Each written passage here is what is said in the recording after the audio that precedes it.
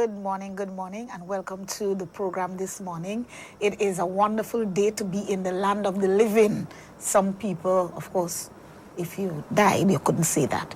So, and then if you're dead, you wouldn't be hearing me. So even that is a lot to give God thanks for. I know sometimes I make that a little bit humorous, but it is a serious matter that we are in the land of the living, and that alone is sufficient to be grateful for. So welcome to the program, and I really trust that you are doing well, you and your family. I have someone who we've been trying to find each other again, and it just wasn't happening, but whenever he stops by, it is a good thing. So I have with me this morning Mr. Dabreo. Those of you who caught him the last time, well, you know the face. He's no stranger. Good morning, Mr. Dabreo. Good morning, and good morning to the viewers and listeners of the program. It's good to be back. Good. Yeah, It seemed like if people like coming here. Yeah, I think the last time I was here, I didn't have as many gray hairs. Right? So for those of you who are paying attention, you'd realize the beard has a bit more gray in it, but it's really good to be back. All right, Dwayne, you might have to take a closer shot and let me see this. I didn't notice until he said. Okay, but yeah, definitely it's good. It's really good to have you back. Yeah. And the work that your organization, well, I mean, I'm saying organization, I know it's not a private organization per se, but it is an organization itself. And what it is doing, the kind of sensitivity and awareness that you are bringing to Grenada, I really believe. And for those who might not be where you would go, then this program or programs like these is definitely the kind of program that will be able to get everyone on the same page, because I think we really need that. So, welcome again. But I just want us to, give a brief recap, because we have so much to talk about now that I know you're coming back again. But just a brief recap of what we, some of the things that we touched on the last time. And for those who may just have joined us, just tell us a little bit about the organization with which you lead and coordinate. Okay, so I am the coordinator of the Grenada National Cybersecurity Incident Response Team. It is a governmental entity, so we were set up we were launched back in May of 2022, and tasked with raising awareness, cyber awareness, securing the population, so to speak, and showing that people understand how important it is to pay attention to what you do online. Be cautious and careful with your clicking and so forth. And even to speak with the young ones, with parents, just to guide how the technology is used. So at the end of the day, you do not end up destroying yourself or creating problems for you. And that's where we started the conversation the last time. As I was saying, I remember us pointing out that these technologies, they are not babysitters. But that is what you find happening. Some parents, they're just going to say, hey, listen, I want to be a good parent, a good friend to my child. So they give a tablet, they give a smartphone without looking at the implications. Ensuring that the child understands, hey, there is a time for work, there is a time for play. This can be a distraction. There are times when you need to put it down, you need to go outside, get the physical activity in. All your interactions should not be via the digital means, but you need to go out, play cricket, play football, that sort of things. And we also pointed out that, for the parents who would say, hey, this technology thing is beating me, I don't know where to start, how to start, I pointed out that it doesn't hurt to say, hey, I need some help. Yes. Right? It doesn't matter how big you are, how many gray hairs you have. Be man or woman enough to say, listen, I am in a territory here I am unfamiliar with. I need some help.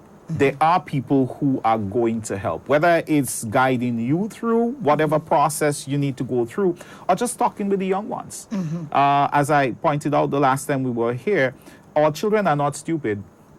Right? They're pretty smart. They are pretty smart. How they apply their smartness does not always align with our expectations, right? But I think once you point out, for most of them, that, hey, listen, this is what this is how you can use it so you improve yourself, then many of them will listen. And I've seen that from our interactions from the national CSOT, whether it's at PTA or going into schools and speaking with the young ones. And you're talking whether it's primary school or the secondary school. Yeah. And as I said, it's a government entity, so taxpayers' money funds and pays those of us at the national CSOT. So, hey, if you have an issue, you reach out and let's help. Yeah. And I can definitely say, even reaching out from as an individual, because and I know I didn't get special treatment because I invited him on the program.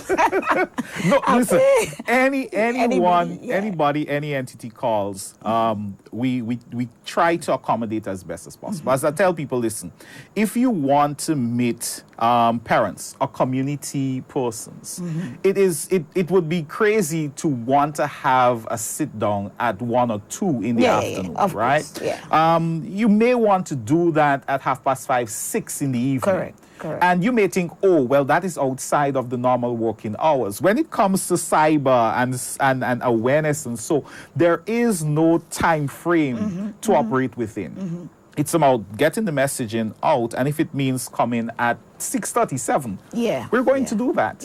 Just to ensure at the end of the day that the people who do not have the information, they get it, and they can protect themselves. I normally say, hey, listen, my neighbor's rats are my rats. Oh, yes. So it's one thing for me to clean up my space and ensure that my family knows, click on this, do not click on this, do this. But it's also important for my neighbors to know, hey, listen, we need to clean up here as well. Don't click on this. Because ultimately, if you work within an organization, you may be cyber aware. But if one employee there isn't, that's the person who may end up clicking, and now the entire organization suffers a cyber attack because of that. Okay. My neighbor's rats, my rats. But so, and we'll take it from right there to come into today's conversation, because even when we're talking about cyber attacks, you know, we say it. I'm sure by now everyone would have heard the term. But when we're talking cyber attack, just give that its definition, give it its placement inside of the school context and inside of the home context for me.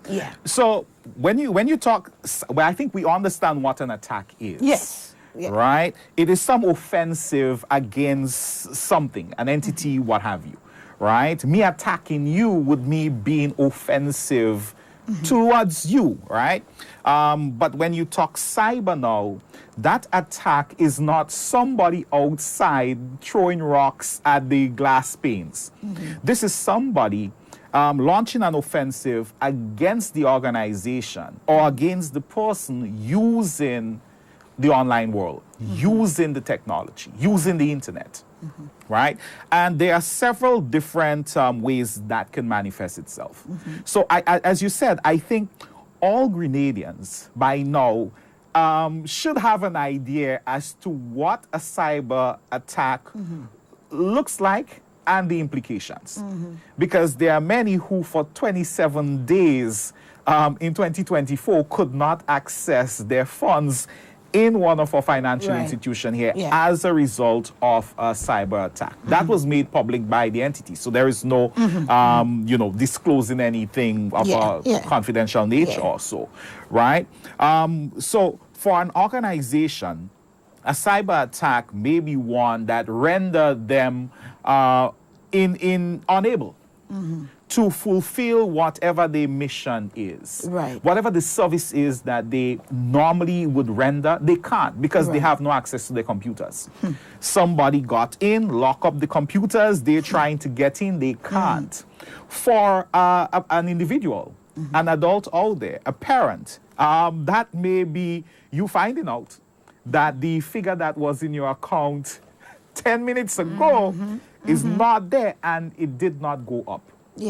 Right? Somebody was able to get into your device. They were able to access your online banking. They were able to move funds out.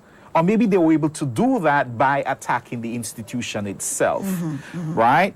And then you look at our social interactions now in the digital world and how people launch cyber attacks against one another. Right. And we could look at cyberbullying, for example, right? While the idea here is not necessarily to not have the person access the computer, but it is an attack against the person, against their mental health, their state of well-being, launched by using technology, right?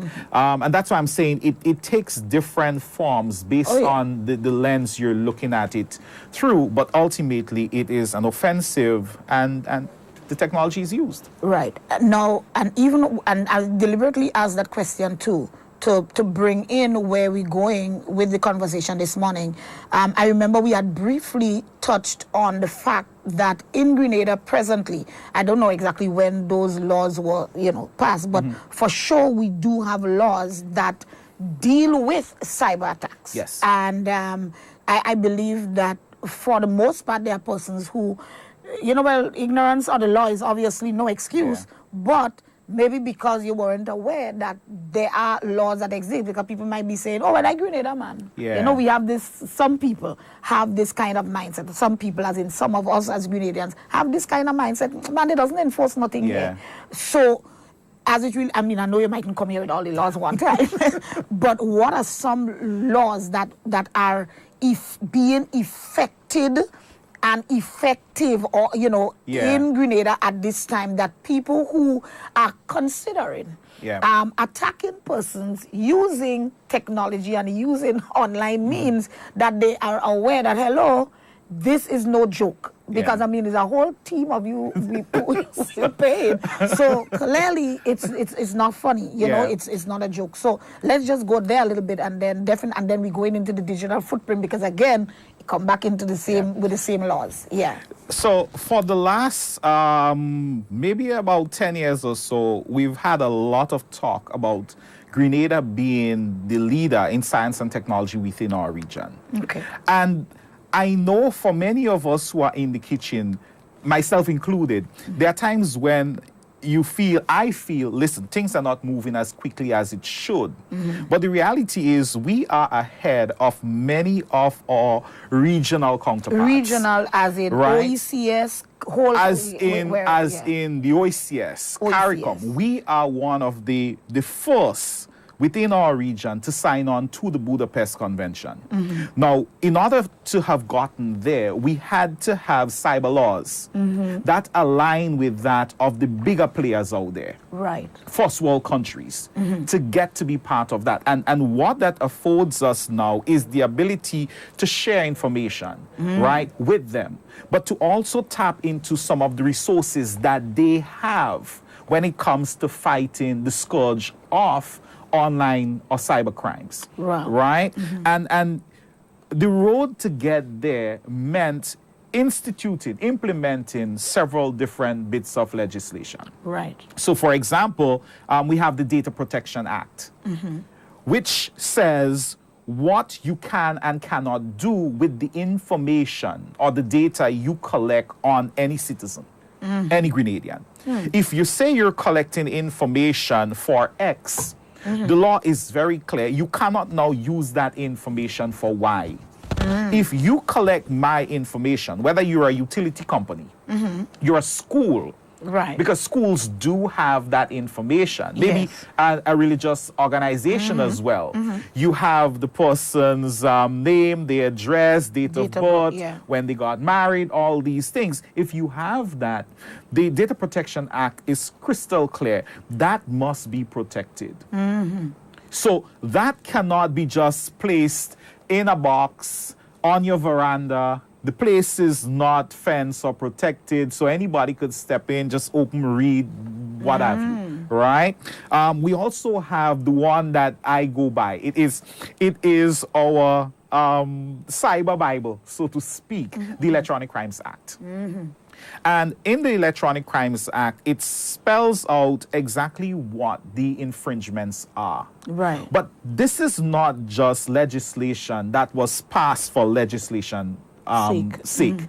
So you ask, what are those that have been enforced? Violation of privacy is number one.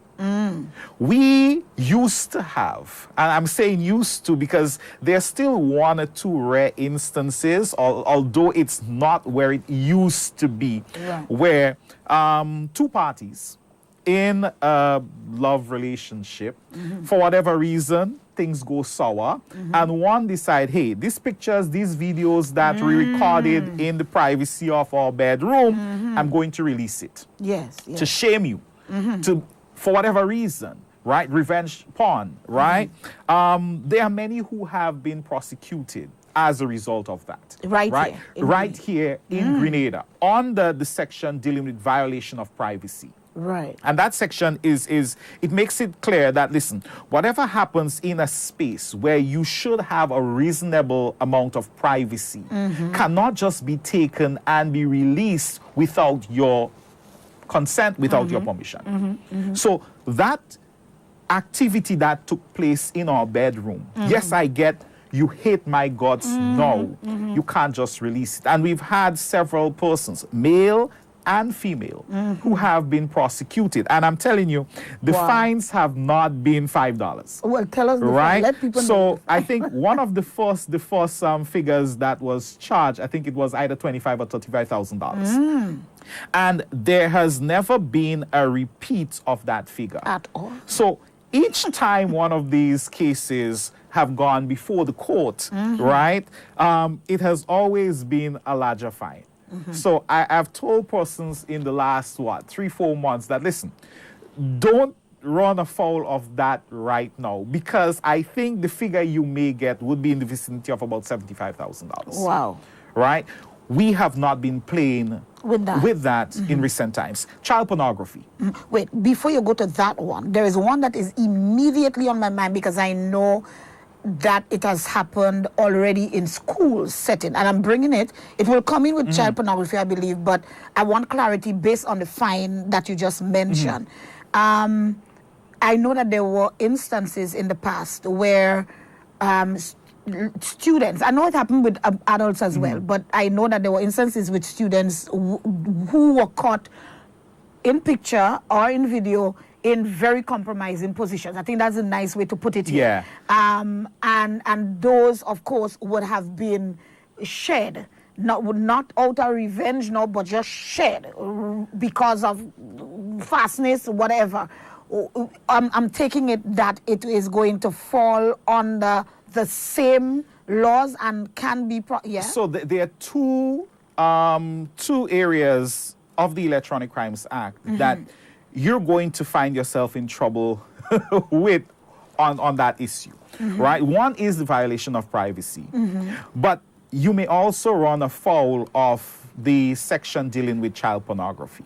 Okay, so it still comes in there. Right? Because if what you have shared, willingly, inadvertently, what have you, and the law on child pornography is such that it is not an excuse to say, well, I had it on my phone was lost or stolen, and that's how it got out, right? Because the laws say you should not have it. You should not seek it out. You should not collect it. You should not create it. You should not make to be shared or make to be distributed. It's the same thing when it comes to the violation of privacy. If it's a boyfriend and girlfriend and that video was captured, again, you have a responsibility of ensuring that the content is kept safe. There was one incident many years ago. I think it may have been, early 2000s. So maybe 2003, 4, 5, somewhere thereabout, where someone took a computer to a repair shop. And on that machine, there were pictures of a compromising nature. Right. And the technician, instead of just doing your job and not interfering with the content that was there, took the content, and the content was shared on social media. Now, that was years before the Electronic Crimes Act came into existence. But these sort of things, as I said, we've seen a decrease in it because it is not a civil matter. It is a criminal matter. Right. Which means the state is going to come down on you for that. And you're looking at the Digital Forensic Unit, the DFU headed by Inspector Francisca Noel and her team within the RGPF. I refer to them as my right hand, right? So the CSOT, the DFU, we work hand in hand. And of course, you have CID, you have the FIU, all these bodies coming together to ensure that should something happen that violates you in any way based on the laws, you know, that we have in place, that people do not just get a pass. If it's a civil matter, then they may get a pass because you may say, well, you know, I don't want to pursue it, what have you. So in a case where the content is shared and it involves minors, and you're an adult, either having it in your possession or sharing it, you are in problems with the section dealing with child pornography. But you have child pornography, and of all the sections... So even if we are adults, and you send this picture to me because we're grinning. Right. The whole point still is it falls under this law. So that is a question I have been asked more than our fingers. More than our fingers. What happens if I didn't ask for it, right? But a picture or pictures are sent via social media, WhatsApp, whatever, to me, and when I open them, I realize this is what is there. Have I now committed a crime? Right? Well, you didn't ask for it. You have it. What happens thereafter is what determines what happens moving forward. Right. So this came in error. I don't want it. Have you reported it to the police? Why didn't you delete it? Have you deleted it? Why is it on your phone? Still. A week, 2 weeks, a month, 2 months later. Yeah. Right? Why are you going back and view it? Clearly, this is no longer an accident. Yeah. Right? Wow. So that is how that is going to be dealt with. Now, that is different from you, again, based on the wording of the section dealing with child pornography, hearing that, listen, there are these videos circulating of minors in whatever, and you say, send it to me. I want to see it. Send it now. You have deliberately gone and seek it out. Yeah. Right? So when it gets there, what do you say? Well, I didn't know you asked for it. Right? There are countries where you trying to access child pornography is a serious crime. Right?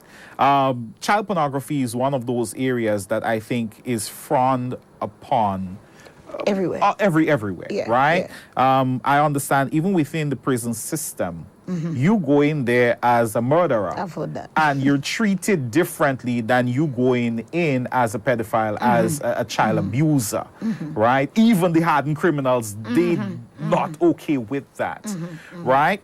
Now, what happens if the content is shared between minors? Right? You read my mind. Was child pornography, is it child pornography? Yes. It involved minors, and they are nude or in some sexually explicit position, what have you.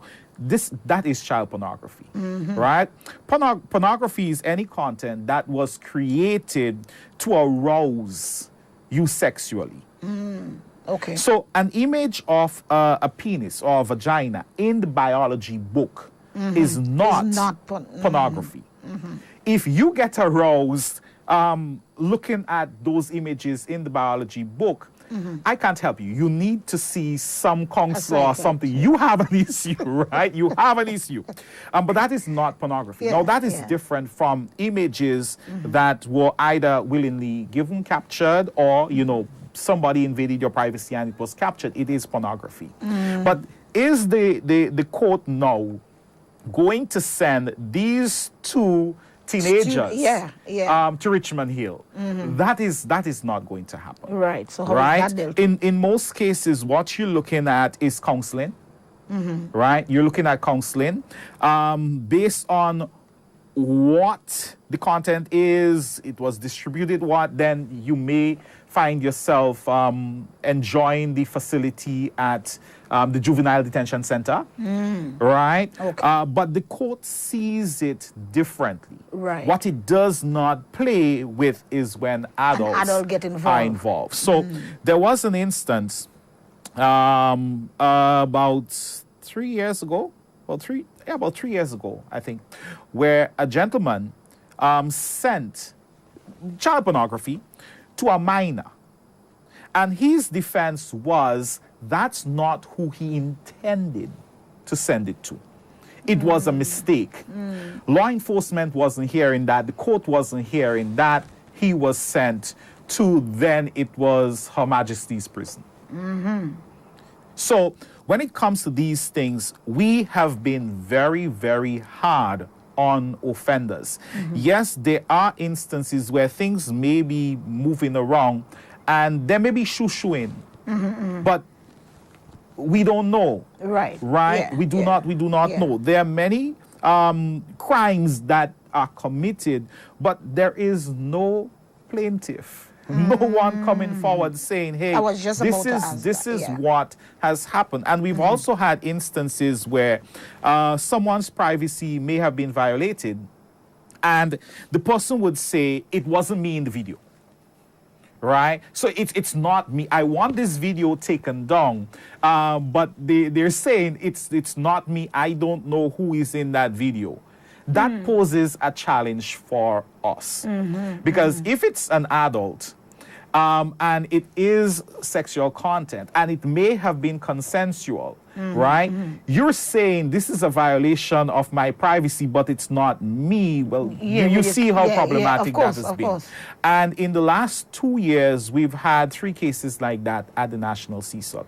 Of course, after explaining it to the people, they saw the sense in, hey, listen, yes, it is me in this. This is what happened. Now let's move forward. Right. So someone has to complain, obviously. In some cases, right? In some cases, as I said, we're talking adults here. Yes, but if it is child pornography, then it automatically is going to be dealt with. If it's child pornography, there is no such thing as consensual child pornography. Right.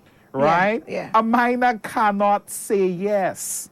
So you're hearing the word yes being uttered, and you should internalize that as no, because a minor cannot say yes. Right. So once it involves a minor, yes, you're looking at child pornography. And there is no, I did not know, which was what one individual who was caught, and it again was under the child pornography, but it was grooming, involving in communication with a minor of a sexual nature, leading to wanting to have intercourse. And what the individual claim is, I did not know that she was a minor. Well, the court didn't go. That's not a defense. Right? So what is my advice to parents, to the youngsters, to everyone who is looking at this now or will be looking at it after the fact? Don't take the pictures. Do not capture the videos unless you want everybody to see it. So, do I want everyone to see me in this picture right here, right now? If the answer is no, don't have it captured. Right. Simply because by the time you may realize it has gotten out, it is all over the place. Yeah. And while you may be able to prosecute 1 or 2 persons, but that content being out there as human beings may influence how people interact or deal with you later, even though you may be the victim in all of it. So if you don't want everybody to see it, do not allow it to be taken. Do not take it. And for those who may be tempted, should they have that, to release it, understand you may want to pick a different island. pick a different state. I mean, I'm serious. Go someplace. But of course, you can't go to Trinidad and release content on a Grenadian and figure that you get away with it. Yeah. What I'm getting at, listen, we have not been playing with it. Right. And I know a lot of law enforcement, they take a lot of fire for a lot of things. But I'm telling you, when it comes to many of these cyber issues, law enforcement in Grenada, our court system, have been hard on people. But some may say, yeah, but there are other things happening and nothing appears to be happening. We do have some serious constraints and limitations, right? There are some laws that were on the books, they're no longer there. Section 6 of the Electronic Crimes Act, for example, was repealed. The one dealing with the sending of offensive messages and so forth. The section that would directly deal with cyberbullying. And yes, I admit, when it was repealed in 2014, it was a bit broad. But I think, 11 years is a lot of time to fix the wording in a section will protect our people. Minors, adults, what have you. So right now, there is not a law that exists that deals directly with cyberbullying. But it doesn't mean that if you say something that is defaming or libelous, you're not going to be prosecuted. Because we do have these laws on the books going back to, I think, 1950-something. So while they are applied, the application would not fit all these different situations of cyberbullying that exist. And I think even then, in some cases, it is more of a civil nature than a criminal nature. Right. So instead of you having the state pleading your cause, you now have to engage a lawyer. You have to take that to court. I mean, and you understand the financial implications and so forth. And some people would just, dust it off. There are people whose relationships have taken a lot of fire through some of these postings. There are people whose professional life has been thrown into turmoil as a result. There are children who have not wanted to go back to school. There are children who have contemplated self-harm as a result of cyberbullying. And some may say, oh, well, why is that little something on a screen, what have you? But with cyberbullying, it's a different beast than just regular bullying. If a child is bullied in the schoolyard, when that child leaves the school compound, unless the bully is in the neighborhood or in the house, there is some level of peace. You escape that situation. With digital, it's not like that. If you're on the platform, the person, they're going to show up. And you'd block that profile and another one show up. And you get off this platform, and that may be exactly what they want. They want to kick you off the platform by pressuring you or your parents to say, hey, just get off TikTok. Just get off Instagram. And they've won. That is the beast you have. It comes into your room, into the bathroom, into the living room, wherever you are. It comes with you. You can't just shake it. And in this connected world that we're living in, saying, hey, just get off social media, that is not an option. So we need to ensure that the laws are there to protect, but we also need to ensure that we teach responsible use.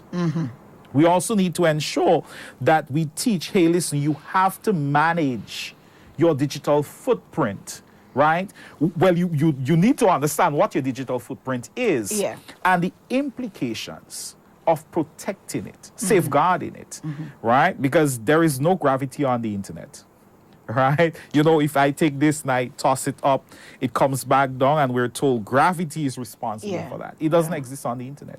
You put it up, you can't take it down. You could maybe delete it from your page or where you put it up, but the amount of times it may have been seen, shared, screen grabs, downloaded, what have you, it's out there. Right?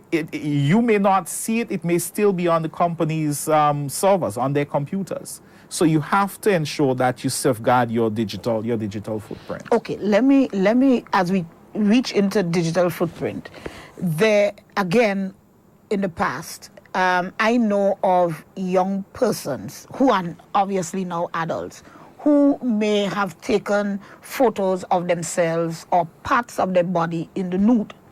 And when they went to get a job or different things, then sometimes somebody with malicious intent find that picture and call it out. Okay, it's like you invoke it. Yeah. All of a sudden, it's like a demon spirit from wherever, just invoke it. For real, you know. It's and this comes up now. I mean, I'm thinking definitely that is, you know, obviously part of digital footprint. But in a case like that, where because maybe the person just sent that, I sent that to you. We were friends years ago. I mean, nothing. We didn't even know the last we see or heard.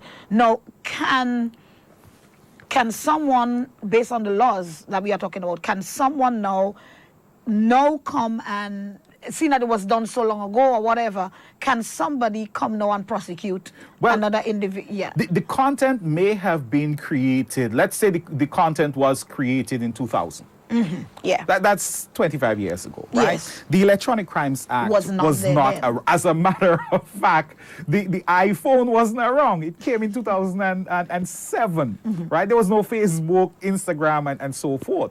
The Electronic Crimes Act did not exist. I think maybe even some of the drafters of that legislation, they may have been in primary school, what have you, right? So it's not about when the content was created. That person had it. When was the crime committed? Right. The picture, the video, what have you, was shared, you know, a day, a month, what have you. Now understand that there are certain laws that are able to reach backwards, right? Where there is no statute of limitation.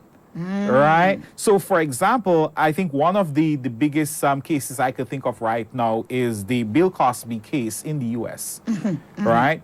You're talking about a senior citizen being prosecuted for things that happened. When that show started, I may have been in Pampers. Yeah. Right? Way back. Way back. Yeah. But these sort of crimes of a sexual nature, and so for many of them, there are no statute of limitation. I don't think there is a statute of limitation for murder either. Right? Yeah. So based on how certain things are drafted, it is possible that it may reach back to prosecute. But in this specific case that you raise, where I sent that picture to you, we had that relationship in 2000, and now for whatever reason, you have decided to bring it back in 2025. You're committing the crime in 2025. Right. This is violation of my privacy according to the Electronic Crimes Act, because the content was given in confidence. You're supposed to keep it safe. Right. There is a reasonable amount of privacy that goes along with that. You violated that. I hope you have your $75,000. Right. Well, you better pray that when it goes to court, that somebody didn't get $75,000 before you, because you may be at $100,000. Or just prepare to have the lights turn off for you, and you don't get to choose what you want to eat. I don't think in prison, and you're definitely not going for a lime. I don't think when you feel like that is basically what is going to happen. Wow. Okay, so in terms now of us leaving a digital footprint, because the example I used there is, you know, this person doing whatever. Right. But if now I, of course, took all those pictures, whether I shared it with whoever, or maybe it is that, and I don't know if that one goes back to the law with the, you know, some of the words that we use, because sometimes you look on someone's profile, and, oh boy. Yeah. All you can say is, oh boy, or even in the starter, but more so their profile. Because I remember particularly, we were doing this, there is this literacy program that I do, and we were asking for volunteers. We had this little, you know, campaign for volunteers. And to be honest, the person sent, you know, everybody said, and I just looked on the profile, and it's like, the words... My eyes just kept getting bigger. It was a paragraph of profanity. And in my head, I'm like, okay, it was how do I call you to say, let's have a conversation, because you are now going to represent the cause that we have for adult literacy I'm now going to call you as someone I am going to train and present an adult literacy curriculum on behalf of our little organization. And I'm like, because this here is what I'm... So in terms of not just the nudity and whatnot, profanity, would all of that fall inside of your digital footprint? So your digital footprint, you walk in along the beach, right? And if you walk in the surf, when you look back, the footprints get washed out because the waves, it comes up, what have you. That's not how cyber works. Any site you visit, there is going to be a record of that. The profile pictures, the status, your playlists, your avatars, any digital interaction forms part of your digital footprint. And there are applications that can be used to map that out, right? To show, all right, this is this person on Slack, this is them on Discord, this is this person on IG or Instagram, TikTok, what have you. So there is a sort of trail in terms of who you are digitally. Now, the problem comes in with digital boldness. Digital boldness. And I've warned students and even adults about it. Digital boldness is this level of pluck, as we does say, that you feel because you do not need to engage the person face-to-face, eye-to-eye in the physical. I am physically removed from the person, right? I am in Monjaloo, the person is in Carriacou. So I can say whatever I want. It's my phone. It is my... And we sometimes say things and post things without looking at how it's going to fall back on us. Right? We fail to realize that language that may be accepted today may not be accepted a year, 2 years, 5 years from now. And when that resurfaces, then somebody may say, this person does not align with the philosophy or the image of our organization. And this is why I said, do not take the picture or the video unless you're okay with everybody seeing it. Right? And I'm stressing everybody world over seeing it. Because this is what the technology affords us, this global reach. With the click of a button, it gets all over the place, right? So something like you just put in, and I laugh when you spoke about the status, because I've experienced it. And in one case, when I confronted the person, they was like, hey, Dabs, that is not for you. Yeah, that's crazy. It is for a specific person. You know, we talk, for the older ones, we talk about throwing words. Yeah. Right? Throwing words or giving people their phone. Right? Some of the younger people have no idea what I'm talking about. But that is what some people do.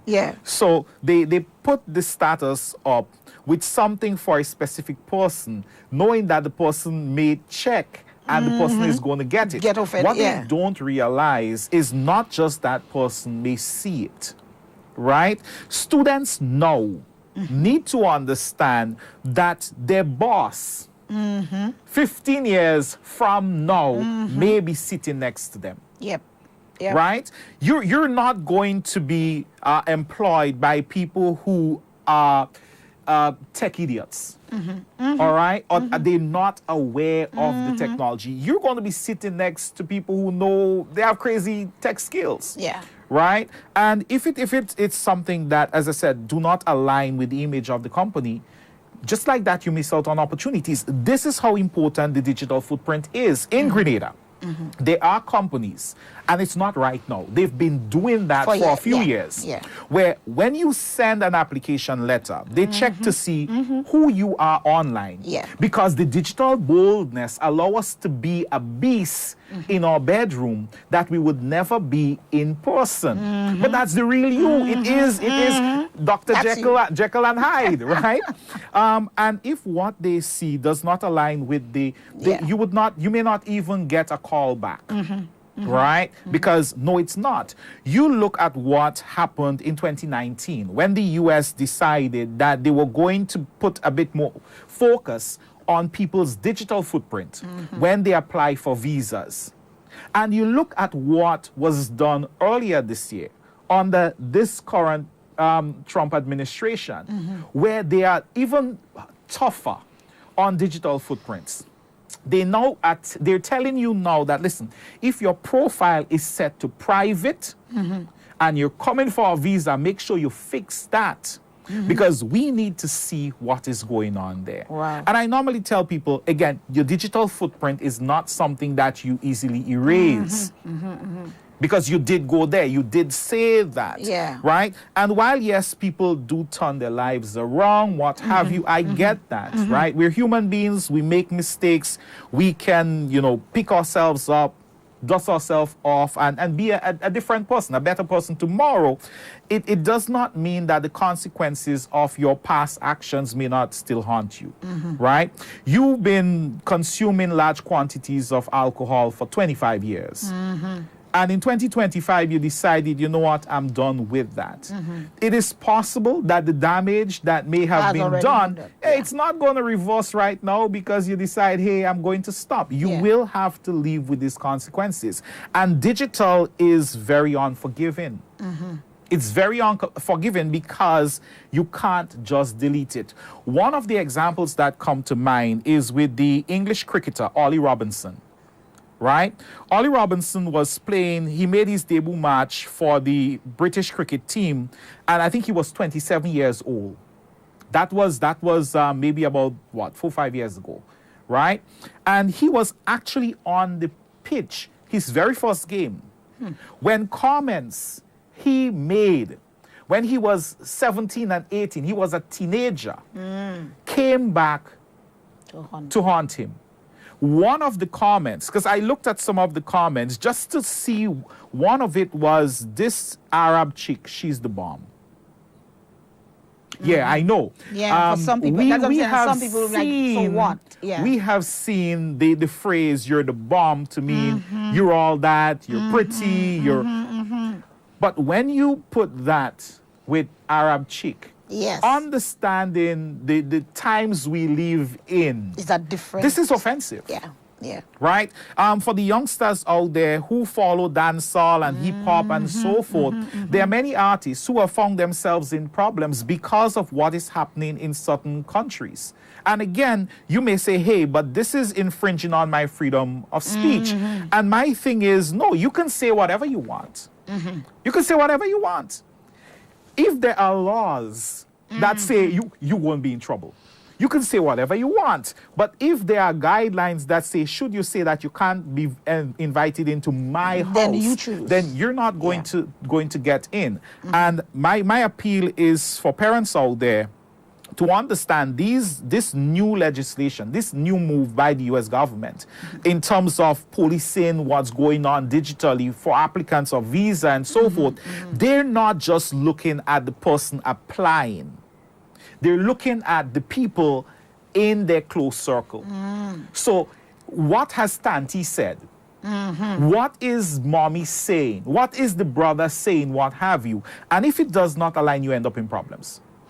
We know of at least one person who left here earlier this year and went to Barbados for their visa. And when they got there, they were asked, how do you feel about the current president? And the response was, well, I don't really have any particular thing because I'm just coming here for a little visit. And they asked, what of the meme you shared? It was a meme that was shared depicting the president of the U.S. looking like a pig. And the person was denied the visa. They were told, listen, we cannot accommodate you at this time. Now, I don't know if there are other things that may have led to that. But the person says straight out, if they could have gotten the ground to just open up and swallow them. Because when it was posted, it was seen as just for kicks. It was just a joke. But it is no longer just a joke, right? And my father-in-law used to say, cut your sail to suit the wind. You're an athlete. We know that for us in these smaller islands, success as an athlete run through one of these first world countries. And if they're checking to see what is going on online, posted by you or those in your close circle, you may want precisely. I have family members who I'm not friends with on social media. We're good. In real life, we're good. But I want nothing to do with them on social media because I see how it can negatively affect me and my children. There are friend requests that have come in that I have not bothered with, even though I have a good professional relationship with some of these persons, but their postings can create problems for me. I do not want to show up to renew my visa only to get, well, you and this person, you're close, what have you, birds of a feather flock together. No, I'm not going to be penalized for your nonsense. Go away, as you say. But that's how important your digital footprint is. And children have to understand that. Parents have to understand that. When we were young growing up, we did things. There are things I did as a youngster, and it exists in the memory of those who were there or who remembered or were told and remembered. There is no video. There is no picture. Now everything is captured. All right? So the children are growing up in very different times. And it doesn't mean you need to walk around as though you're interacting with eggs or it's eggshells, what have you. But just be mindful. That whatever you do online can come back. It can come back to haunt you. In a very serious way. And I think teachers now, parents and teachers have a responsibility. Well, not just parents and teachers. I think all the stakeholders who are tasked with helping to raise the next generation must spend some time explaining this to the children. I wish that more of the parents could speak from a place of moral authority, where you can tell the child, don't do this, and the child cannot say, but you doing it too, right? But where you can say, hey, listen, you need to be kind online, and they can see that that's your modus operandi, right? Again, I'm not saying that, everything is perfect, what have you. People rub us the wrong way. We may say, do certain things, but it cannot be the general thing. You're constantly cyberbullying people online. Your children, one or two of them may decide to go that way again, and the implications, the consequences may be worse for them than for you. Right? And that is what you need to be mindful of. There are opportunities you're going to lose out on simply because of what you post. All right, last question before we wrap up. We know that this hour is not an hour. I am convinced that though that the clock goes and it says 10 to 11, that somewhere inside of that, I don't know if we're going to a warp hole. Yeah, there's a hole. I am convinced because anyway. But the last thing, based as what we're talking about on the digital footprint, and then we'll wrap up. So we definitely have to come back to talk about the AI thing that we're talking about and its implications. There are persons who live their life, oh my goodness, online. They drink a cup of water. Hi guys, I'm drinking. But there are persons who will post, not just how my day went. That's your business, how your day went and what they want to share. But especially when you call the boss a certain name and things like that. Can an employer, under the act, what is the word? Prosecute. I don't know if I think I use the right word, but certainly complain about something like that. And I mean, I'm only using that very cool one. But we know people say much more than what I just said. But I mean, we're on TV, so I too have to be careful. But you understand? You say certain things, and can people like that? Can the boss do something about it? So, again, if what is said is libelous, right? Then the person, whoever you spoke ill of, they can pursue you through legal channels, right? But outside of that, it is also important to know what you agreed to when you said, yes, you want the job. Because there are certain standards, there are certain protocols that govern how, protocols are rules that govern how you're supposed to function, what you can, what you cannot say, right? If what was said brings the organization into disrepute, right? It hurts the bottom line. So I am working in a fast food restaurant, and I come out and post this, and I fed up with these nasty people in there. All kind of roach, all kind of thing dancing around in the oil. Now, chances are I don't like my job. maybe I don't want to be there. But if I am your employer, you're not just going to be fired, but there is organizational damage that was done from that simply because you are in there, right? Exactly. It's not a joke to make. So yes, you most likely will be fired, but you're also gonna find yourself in court at some point as well. Right. From the national CSOT though, we have seen instances where people have been, well, one, you have to know where the line is. And they have been able to get very, very, very close to the line without crossing over, right? We had two cases like that late last year, 2024, right? And I mean, we looked at it at the National CSOT, the Digital Forensic Unit looked at it because we wanted to make sure, listen, we're not missing anything. What was said was very hurtful, right? What was said, there were enough said by the person it was said about for them to know it was about them. But it was vague enough for you on the outside to be able to say, but that is not you. So for example, it may say, you driving your silver Toyota. It didn't say license plate. It didn't say with red rims. It didn't say with a tint, whatever. It didn't say the year or anything. There are lots of silver Toyota. right. And then it say, with your primary school child.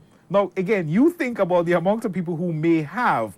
And when it got to the point where you could say, okay, if I put all these together, right, all these pieces, the sum should bring me here. We realized, no. We still had something that was very vague, right? But the person knew based on what was happening that it was them. So we've had cases like that. But it doesn't mean that something that you appear to get a pass for today, that you may not end up in problems with it later on. I attended this conference, a cyber conference in Dubai earlier this year. There were over 130 plus countries represented there. And one problem that was common across all the countries, and you're looking at the different continents, was that of cyberbullying. Right? Cyberbullying and the need for the platforms to do more. Now, Grenada in itself, we do not have enough people to really say, hey, do this all. Right? But you're looking at countries with a lot of resources and capabilities who are now saying we need to address this. And if changes are made for them based on what those changes are, we here who fight against these things, these cyber maliciousness, we will benefit from it. So a fake profile that exists today may not be a fake profile in December of 2025. What happens then? Because all the libelous things you've said, they are there. And now it is easy to just tie that to you. What is your defense? It wasn't me. That ain't gonna work. Right? And that is why, you know, I keep calling for people to be responsible with it. If you would not say it to the person's face, then don't say it in that big space. And even if you would say it to the person's face, understand that me and you having that conversation face to face is different from me putting that there where I have 5,000 followers. And then you have that multiplier effect because one person in there, in the 5,000, touched it. And they have 50,000 followers. And just like that, it got maybe global reach. And how do I now come back to you and say, well, I'm sorry? And that's it. Right? And that is my thing. Also look at the harm that is done, especially to youngsters. Right? If somebody posts something based on what they post about us as adults, we feel a kind of how, right? We feel a kind of how. Yeah, It affects us, right? But we expect children to just bounce back. Yeah. shrug it off. Yeah? Don't bother. Don't. No, we have to understand that if we break our children today, we're not breaking them just for now. You're going to have broken adults. You're going to have a really broken society. Yeah. And it becomes your neighbor's rat is your rat. We'll have a problem. Yeah. Right? When the crime rate goes up, it doesn't just affect one group Exactly. or one section of society. It affects everybody. Yeah. If the tourists stop coming because of some stupidness that happened, it's not just the taxi drivers that get affected. The restaurants, the hotels, everybody gonna get affected. And I think that is why I'm stressing again the need for our lawmakers to revisit the section that was removed, Section 6 in particular. Reword it. We've had 11 years. Right? I believe we can do that in 6 months. Right? And that's a lot of time to just have the legal eyes revisit it and put something in place to curb this problem. Because as I said on a program earlier this morning, I fear that what is happening in the digital space right now is going to jump. And we've already started seeing that, where people are saying things online and the people they're talking about are confronting them in real life, in the physical space. There was an instance where some things was said about a young couple, right, by somebody who created a fake profile. And that's another thing, right? Identity theft is in the Electronic Crimes Act as well. So for the youngsters out there, for everybody, you creating a profile in my name, using my image is identity theft, according to that section of the law, right? And that's what was done. And they used that profile pretending to be somebody else. And they said things, and people confronted the young couple. Wow. One person showed up to deal with the young man. Another one showed up on the young lady's job, what have you. Yeah. So you had cyber jumping and creating physical problem, right? Those are things we do not want. As I said in a video, I think sometime last week or maybe week before, if you do not want it for your children, then you should not want it for somebody else's children. If you do not want something like that being said or done to you or your loved ones, then don't do it. And I believe the people who are endorsing these things at different levels, whether it's some of these talk shows, these podcasts, or some of these postings, what have you, you can do better. And you should do better. I pray, I hope you do better. Because this is not the world that we want to be growing our children in. Definitely, it's not the world we want to have as we have it right now. And then there is AI.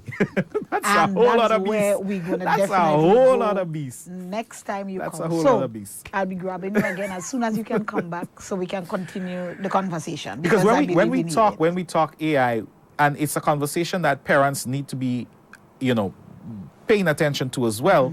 Because you have youngsters now. I have a daughter in CC, one still in high school, and I'm very concerned as to what the world of work is going to look like when they're done. Yeah. Right. And not just that. Those of us who are employed right now, you're not retiring in the next 5 years.